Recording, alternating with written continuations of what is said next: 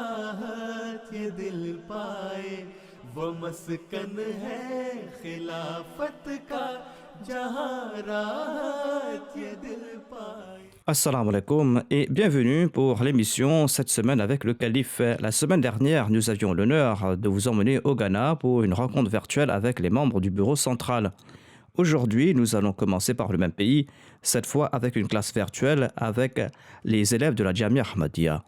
Samedi, pour la toute première fois, Sa Sainteté le Calife a présidé une classe avec les élèves de la Jamia Ahmadiyya du Ghana.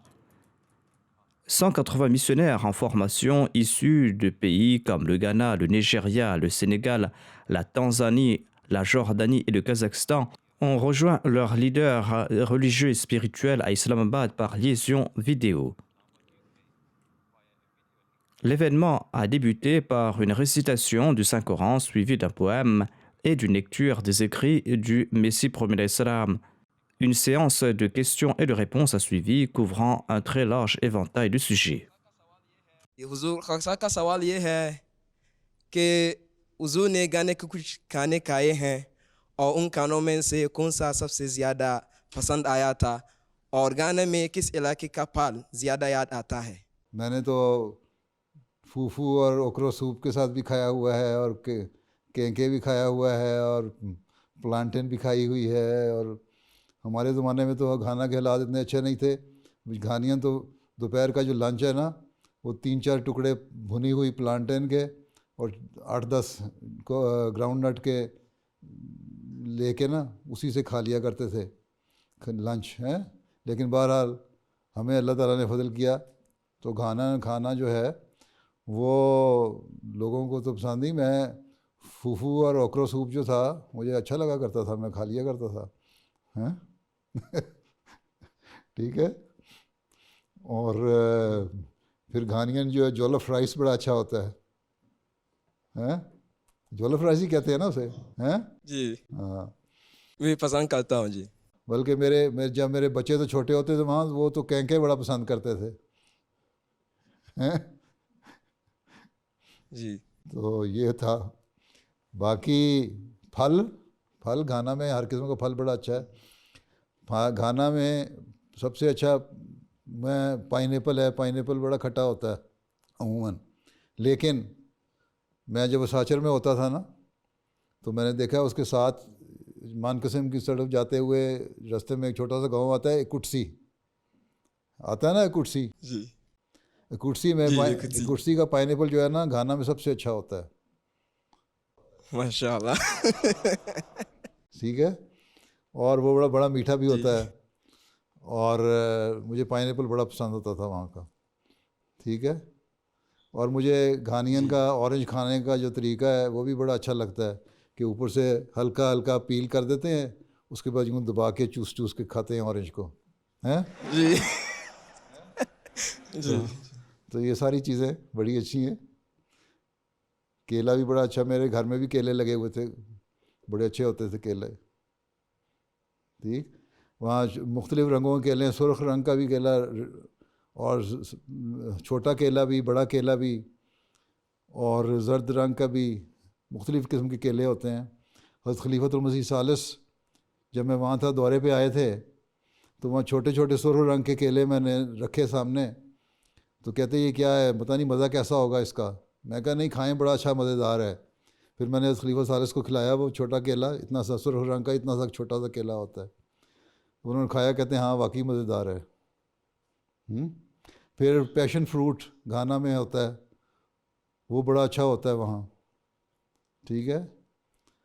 फिर सलाद खाने के लिए avocado पेड़ जो है, वो एवोकाडो पेड़ जो हमारे घर में भी एक दरख्त लगा हुआ था उस पर लगा करती थी. तो घाना में तो बेशुमार चीज़ें हैं. मैंने एक दफ़ा, उस वक्त हालात ख़राब थे, तो खलीफा साहब ने मुझे लिखा कि हालात ख़राब हैं, पता नहीं तुम्हें खाने का बड़ा शौक़ है, खाना भी पसंद का मिलता है कि नहीं. मैंने कहा बड़ा अच्छा खाना मिलता है. अब यहाँ आए, उस खिलाफत से पहले की बात है उनकी, अभी खलीफा नहीं बने थे खलीफा राबे. मैंने कहा अब यहाँ आए, आपको फल खिलाएंगे, केला है, माल्टा है, पाइनएप्पल है. कहते तुमने तो ऐसी ऐसी चीज़ों के नाम ले दिए, हम तो यहाँ खा ही नहीं सकते पाकिस्तान में. तो बड़ी अच्छी चीज़ें हैं खाना में. پائن ایپل تو بڑی مہنگی چیز ہے, بڑا اہم چیز ہے, بڑا پسند کیا جانے والا پھل ہوتا ہے. اور ہم وہاں کٹسی جاتے تھے اور ایک سیڑھی کا پائن ایپل لے کے کھا لیا کرتے تھے. اب تو مہنگا ہو گیا ہوگا شاید, ہے نا؟ جی چلو جی جزاک اللہ حضور. میرے سوال یہ ہے کہ حضور ہمیں گانا میں گزرے ہوئے ہمیں کچھ دلچسپ واقعات سنا سکتے ہیں؟ دلچسپ واقعات, ابھی ایک دلچسپ واقعہ سنا تو دیا پھلوں کے کھانے کا, اور کتنے سناؤں تمہیں؟ ٹھیک ہے, لیکن بہرحال دلچسپ واقعات یہ ہیں کہ حضرت خلیفۃ المسیح ثالث رحمہ اللہ تعالیٰ کا دورہ میرے وقت میں ہوا تھا وہاں, اور ان کی مہمان نوازی, جو کھانے پینے کا انتظام تھا میرے اور ہم دونوں میاں بیوی کے سپرد تھا. ہم نے ان کے کھانے کا انتظام کرتے تھے, دورے پہ ساتھ ساتھ رہتے تھے, اور بڑا انجوائے کیا اس دورے کو ہم نے. تو اس وقت جس دن پہنچے ہیں خلیفہ صلی اللہ علیہ وسلم ثالث,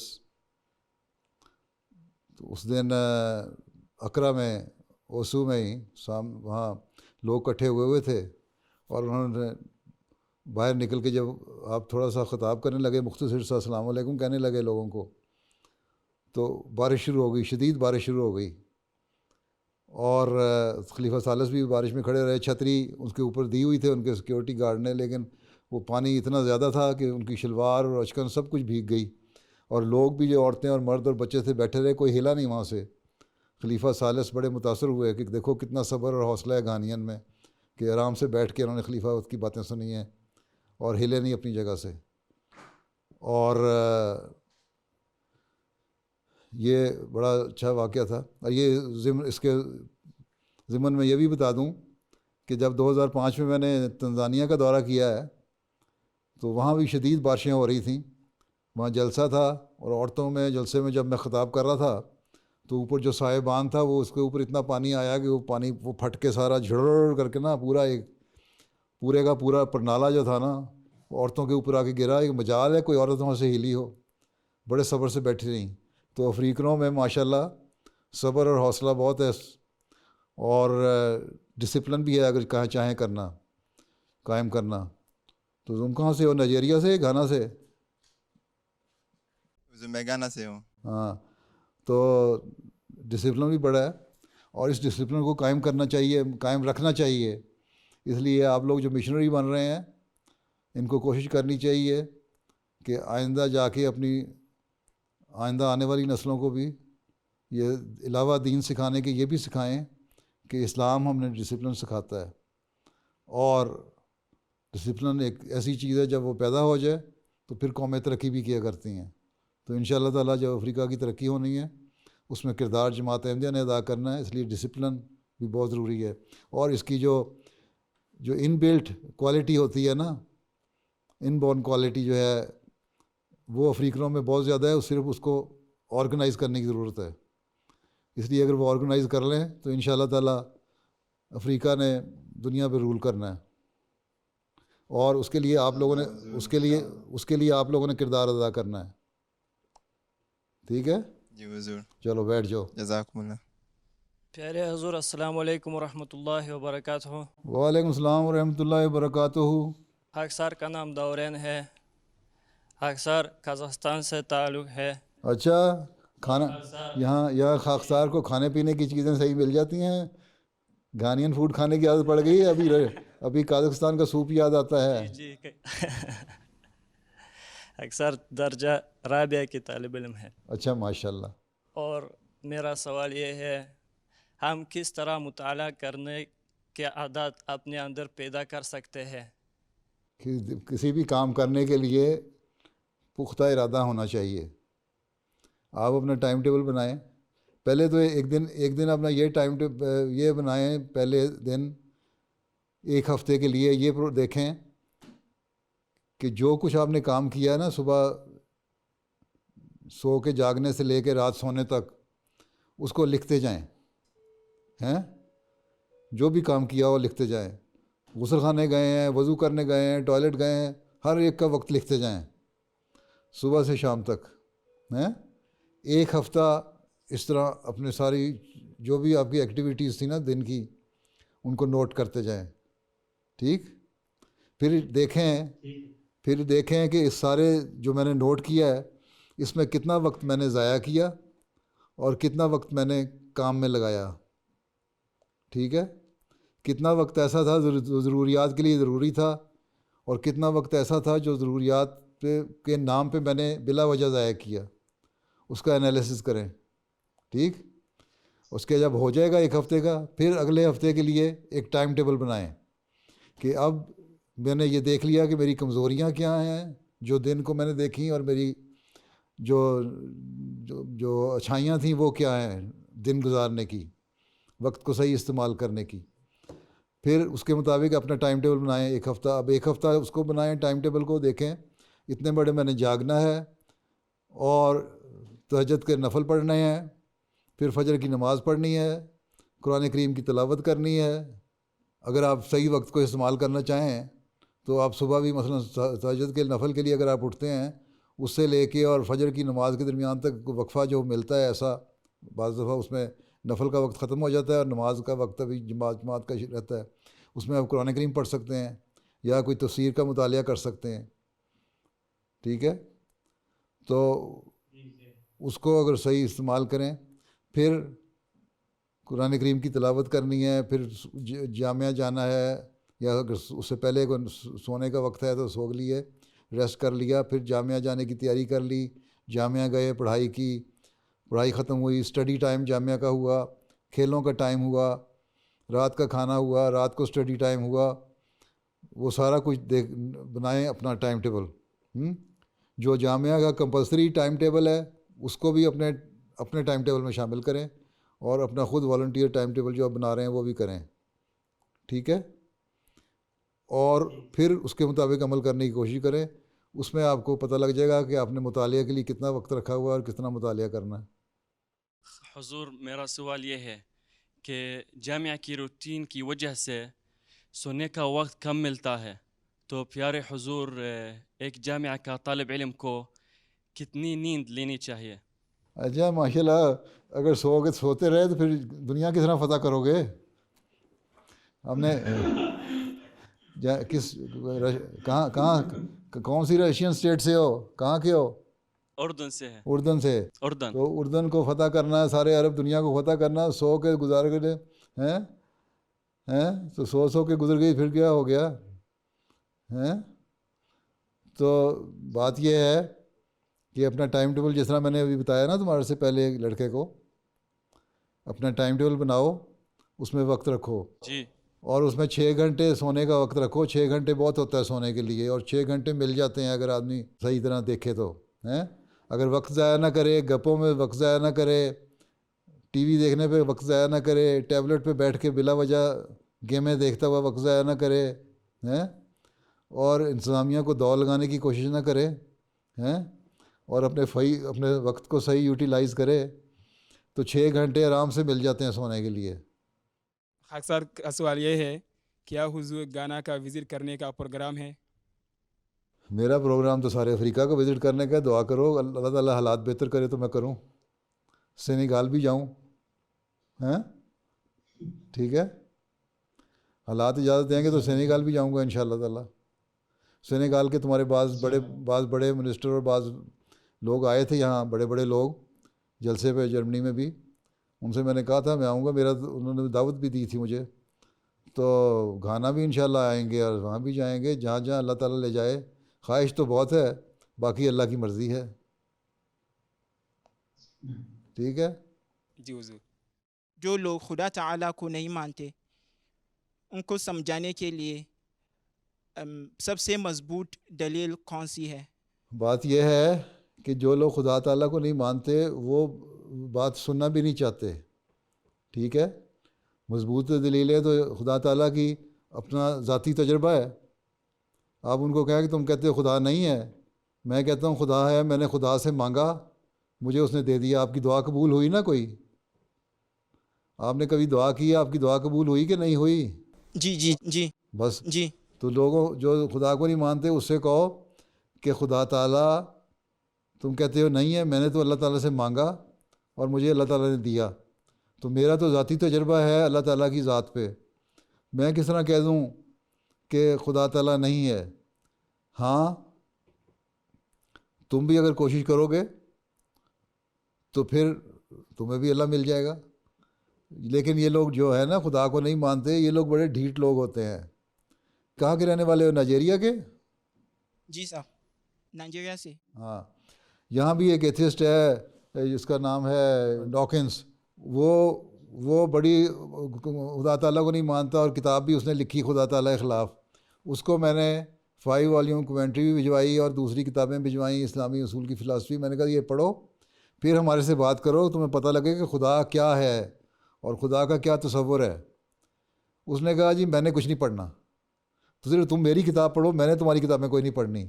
تو یہ لوگ تو ڈھیٹ ہوتے ہیں. جو ڈھیٹ ہو جائیں انہوں نے کسی طرح نہیں ماننا. ہاں جو تھوڑے سے جن کے اندر کوئی نیک فطرت ہوتی ہے ان سے ذاتی تعلق رکھو پرسنلی، اور ان کو پھر اپنے ذاتی تعلق کی وجہ سے خدا تعالیٰ کے قریب لے کے آؤ. بعض دفعہ جو اپنا قرب ہے وہ بھی اثر ڈالتا ہے اور انسان کو دوسرے انسان کے لیے تبدیلی کا باعث بن جاتا ہے.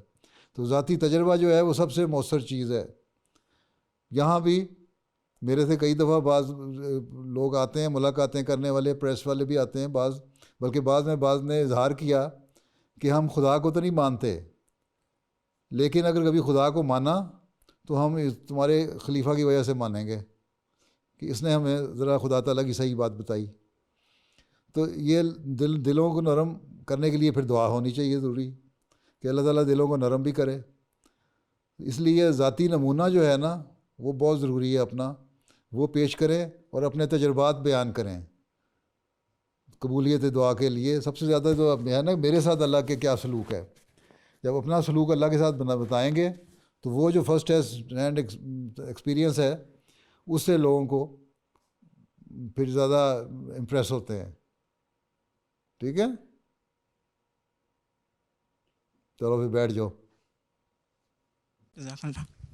باقی دلیلیں تو بے شمار ہیں. ہمارا خدا ہے، ہستی باری تعالیٰ کے 10 دلائل ہیں، ہستی باری تعالیٰ مسلموں کی کتاب ہے. یہ ساری کتابیں اردو میں بھی انگلش میں بھی آ گئی ہیں.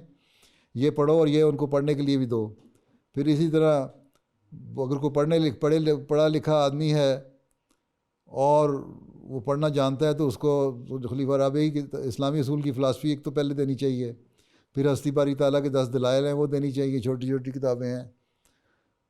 پھر ریولیشن ریشنلٹی خلیفہ رابعی کی کتاب ہے، اس کا ایک چیپٹر جو ہے خدا تعالیٰ کی ذات پہ، وہ بھی بعض رسموں کو متاثر کر دیتا ہے. ہمارا خدا کی بھی انگلش ٹرانسلیشن ہو چکی ہے، وہ دینا چاہیے کہ پڑھو. اب پڑھنے کے بعد بھی اگر کوئی نہیں مانتا تو ہمارا کام تو صرف پیغام پہنچانا ہے. کسی کو ہم ہدایت کا لیے کوئی گارنٹی نہیں دے سکتے. اللہ تعالیٰ نے ہدایت کی ذمہ داری اپنے سپرد لی ہے، ہمارے سپرد صرف تبلیغ کی ذمہ داری ڈالی ہے کہ ہم تبلیغ کریں اور اللہ تعالیٰ کے راستے کی طرف لے کے آئیں. میرا سوال یہ ہے کہ خدا تعالیٰ کا قرب حاصل کرنے کا سب سے زیادہ بہترین ذریعہ کیا ہے سر؟ پہلے تو اللہ تعالیٰ نے بتا دیا کہ میں نے انسان کو عبادت کے لیے پیدا کیا ہے. اللہ کی عبادت کرو، ٹھیک، اور اپنی جو پیدائش کا جو حق ہے وہ ادا کرو. وما خلقت الجن والانس الا لیعبدون. پیدائش کا حق ادا کرو. دوسری بات حضرت صلی اللہ علیہ وسلم نے فرمائی اور اللہ تعالیٰ نے ہمیں پڑھائی، اللہ تعالیٰ نے ایمان بالغیب کے بعد پڑھایا یقیمون الصلاۃ، نمازیں قائم کرو. ٹھیک ہے، اللہ تعالیٰ کا حکم ہے نماز قائم کرو. دوسری اہم چیز ہے عبادت. اللہ تعالیٰ کا ایمان لانے کے بعد نمازوں کی ادائیگی. پھر نماز میں حضرت صلی اللہ علیہ وسلم نے فرمایا کہ انسان جب سجدے کی حالت میں ہوتا ہے اس کو سب سے قریب ہوتا ہے اللہ تعالیٰ کے. ٹھیک ہے، اس میں سجدے میں دعا کرو اللہ تعالیٰ سے کہ اللہ تعالیٰ ہمیں اپنا قرب عطا کرے. جو تجھ سے مانگتا ہوں وہ دولت تم ہی تو ہو. اللہ سے کہو جو میں تجھ سے مانگ رہا ہوں دولت، مجھے پیسہ نہیں چاہیے، مجھے دنیا نہیں چاہیے، مجھے تیرا قرب چاہیے. اور جب تیرا قرب مل جائے گا تو دنیا کی دولت بھی میری لونڈی بن جائے گی، میری غلام بن جائے گی، اور دنیا کی سہولتیں بھی میری غلام بن جائیں گی اور میری روحانیت بھی بڑھ جائے گی. تو پھر سجدے میں دعا کیا کرو کہ اللہ تعالیٰ اپنا قرب عطا کرے. ٹھیک ہے سر. جزاک اللہ حضور.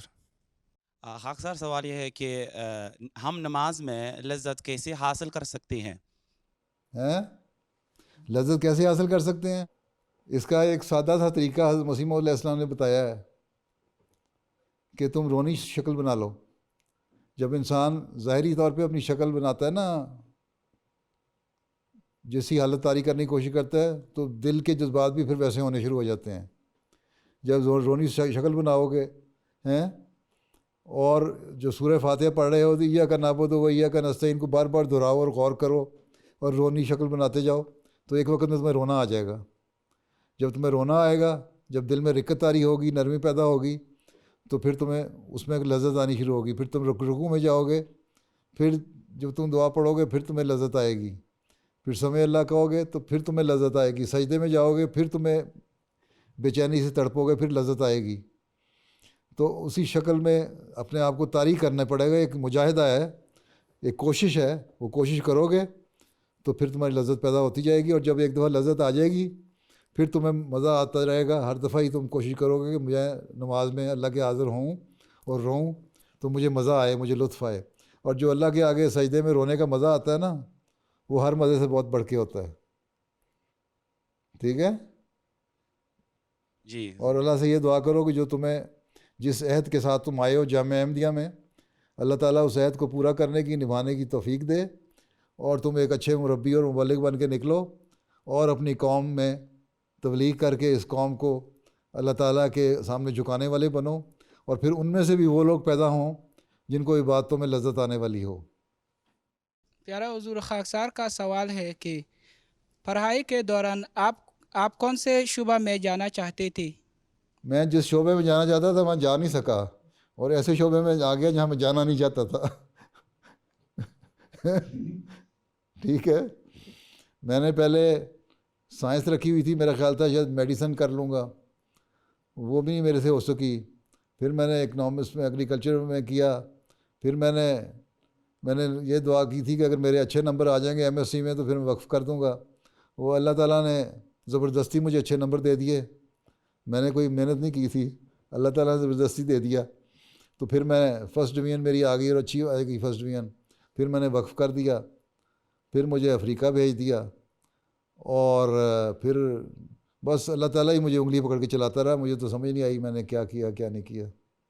اس لیے ہمیشہ اللہ تعالیٰ کا دامن پکڑ لو، اللہ تعالیٰ کا ہاتھ پکڑ لو، اسی سے مدد مانگتے رہو تو اللہ تعالیٰ خود ہی چلاتا رہتا ہے.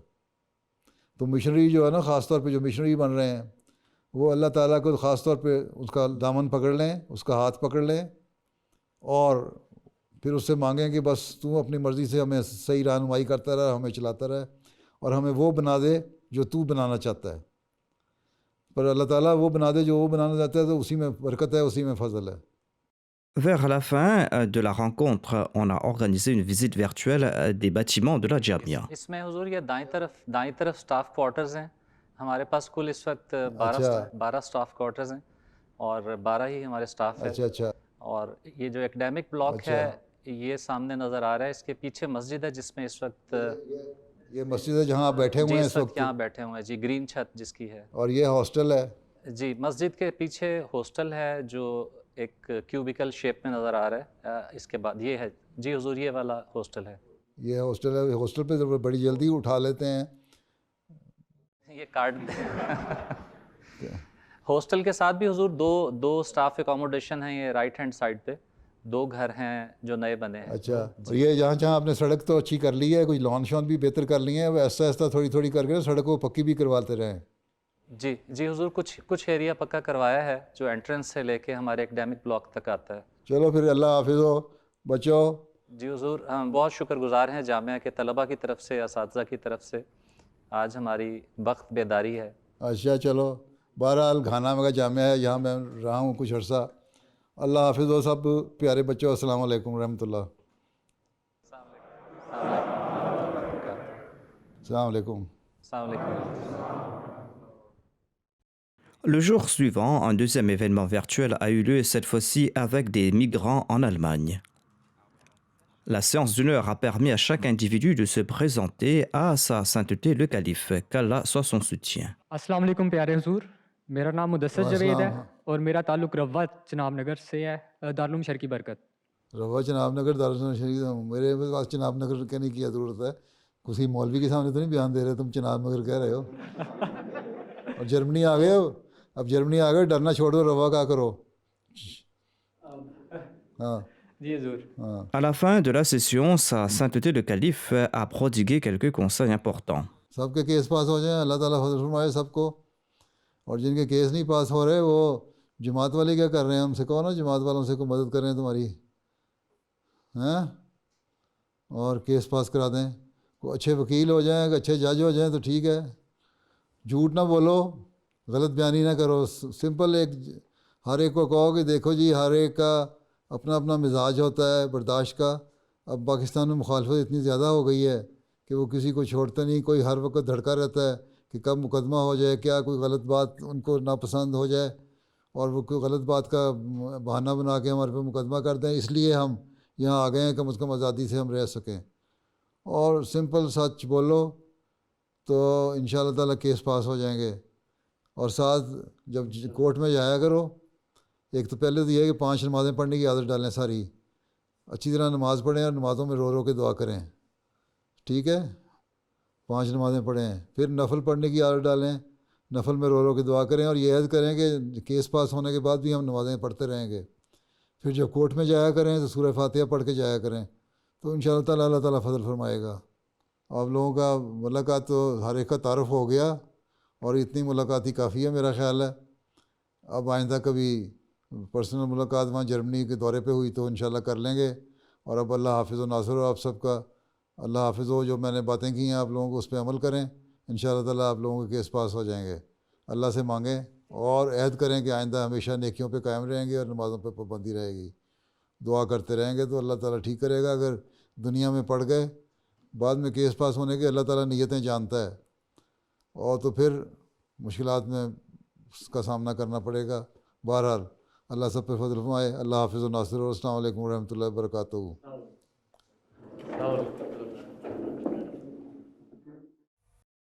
C'était là quelques brefs extraits d'une longue rencontre entre sa sainteté le calife et des migrants en Allemagne. Nous allons terminer avec notre dernière rubrique, un extrait du sermon du vendredi.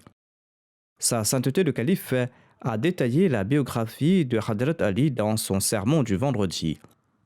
À la fin de son sermon, il a demandé aux Ahmadis de prier de nouveau pour les Ahmadis qui sont persécutés dans le monde.